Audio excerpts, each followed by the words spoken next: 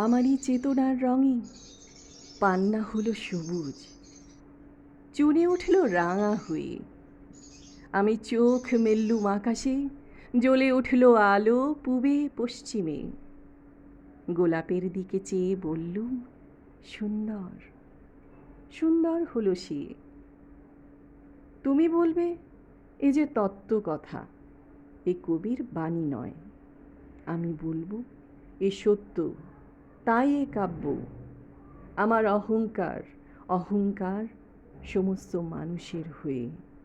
মানুষের অহংকার পটেই বিশ্বকর্মার বিশ্বশিল্প। তত্ত্বজ্ঞানী জপ করছেন নিঃশ্বাসে প্রশ্বাসে। না না না, না পান্না, না চুনি, না আলো, না গোলাপ, না আমি, না তুমি। ওদিকে অসীম যিনি, তিনি স্বয়ং করছেন সাধনা মানুষের সীমানায়। তাকেই বলে আমি। সেই আমির গহনে আলো আঁধারের ঘটল সঙ্গম। দেখা দিল রূপ, জেগে উঠল রস, না কখন ফুটে উঠে হলো হাঁ। মায়ার মন্ত্রে রেখায় রঙে, সুখে দুঃখে। একে বলো না তত্ত্ব।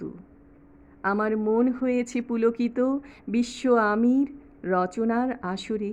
হাতে নিয়ে তুলি, পাত্রে নিয়ে রং।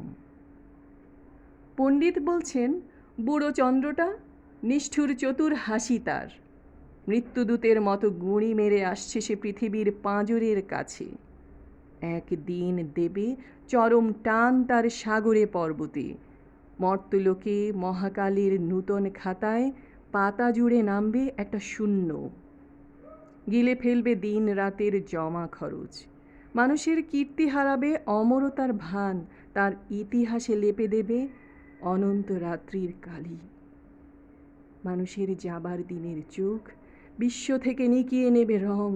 মানুষের যাবার দিনের মন ছানিয়ে নেবে রস। শক্তির কম্পন চলবে আকাশে আকাশে, জ্বলবে না কোথাও আলো।